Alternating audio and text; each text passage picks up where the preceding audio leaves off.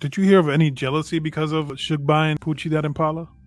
Well, there was a lot of jealousy for a lot of reasons. There was jealousy over who was getting paid the most, and there was jealousy over, who was closest to Suge. There was jealousy over all kinds of favors.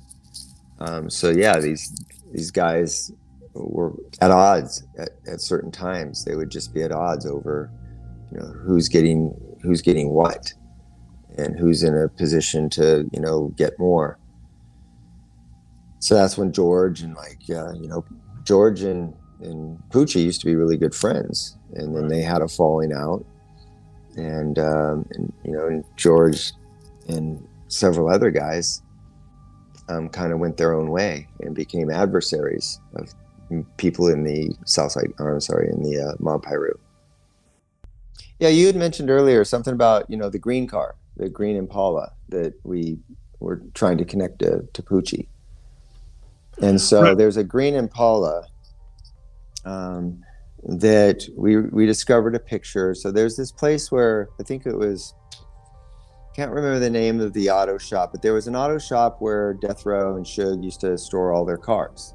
Mm-hmm. And the guy that worked there and kind of supervised all of that, he provided a picture of one of the cars that was in their collection, so to speak. Basically, it was essentially their body shop. All their cars were done there. I think they owned it. It was One Stop, I think it was called. I've been in touch with someone who used to work there at that time, and he had posted a bunch of cool photos of all the cars, Suge's cars, all the the Pyru cars, the rappers' cars, everybody involved in the circle around Death Row. That's where their cars got fixed up and customized. And I just remember going through his photos, and then all of a sudden there's this dark green mid-90s Impala with the registration still taped to the windshield, like brand new, like they bought it and immediately brought it over there. And I quizzed him on it, and he could not remember whose car that was or what it was doing there. But it's crazy to me. I mean, I can't remember what the math was on how many cars of that color there would have been in Southern California at that time, but it wasn't a lot.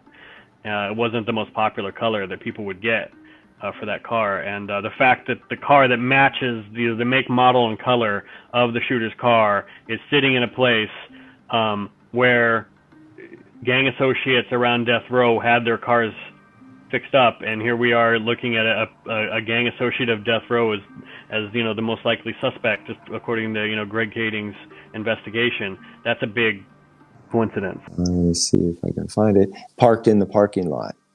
Mm-hmm. And so this is the greenish Impala.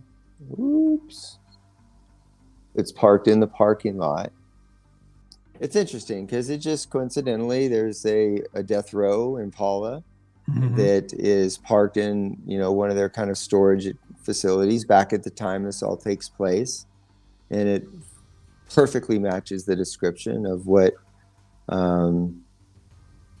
both Anthony Jacobs and Little Cease, and essentially ultimately kind of what G Money says the vehicle looked like. So when we hear later that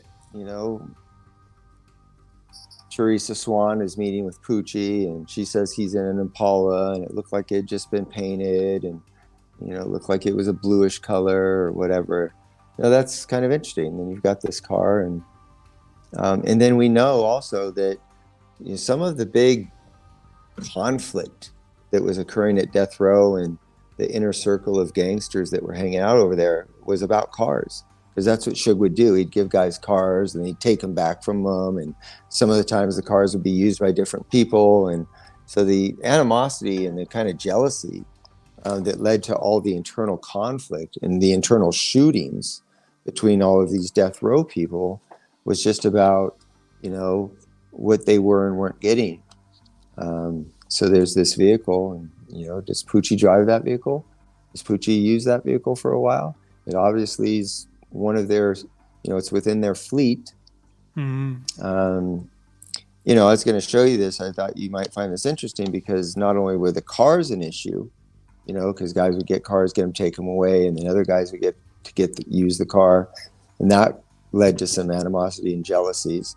But also, like, so here's this payroll sheet, and you can see that, you know, Alton McDonald's making like 1,800 a month, and then Todd Chisholm, he's making 1,800. And you go to, you know, Hen Dog, Hen Dog's making what, 925, you know, half as much. Mm. Then, you know, Kevin Lewis, it says there's just a big question mark there. And Trayvon Lane, he's getting 1,000. Aaron Palmer, who's Heron, he's getting 1,250. Roger Williams, he's getting 1,000. So that was another issue. It's like, yeah, why are some guys getting 1,800 and other guys getting 900? And of course, I'm sure Suge had his reason. Maybe this guy does, you know, he's an A&R guy, this guy's a producer, whatever. But this was one of the reasons. Like, these guys were all trying to be the top dog.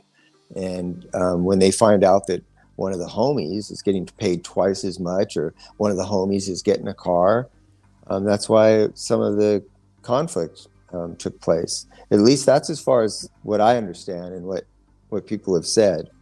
You know, maybe Reggie can expound on what I'm saying right now, but that's my understanding. Right. Did I see that correct? That George was getting paid for almost $4,000? Roger Williams, that's not George Williams, was getting 1,000. Heron was getting 1,250. Trayvon was getting 1,000. Kevin Lewis was only getting, it just is a question mark, doesn't say. Hen Dog, Henry Smith, was getting 925. Alton McDonald, Buntry, was getting 1,800. And then Todd Rock Chisholm, he was also getting 1,800. So some guys were getting paid twice as much as other guys. And I mean, I'm sure somebody that worked there would probably be able to explain better why that is. But I do know from what people have said is that discrepancy of payment and the vehicle issue was part of the internal jealousies that were going on between members of the mob Piru that were working at death row. This is back in the 90s. You know, I was only like 96. I probably was only like 4 years old. Is that like a good amount of? Is that a good amount, a chunk of change? You know, for, I don't know, for whatever they were doing. When you're a gangster without a job from Compton and you're an ex-convict and you can't get a job because you've gone to prison, which all of these guys had, mostly, you know, they're all ex-convicts. They can't get work. And so, you know, A, they're getting paid and it's decent money.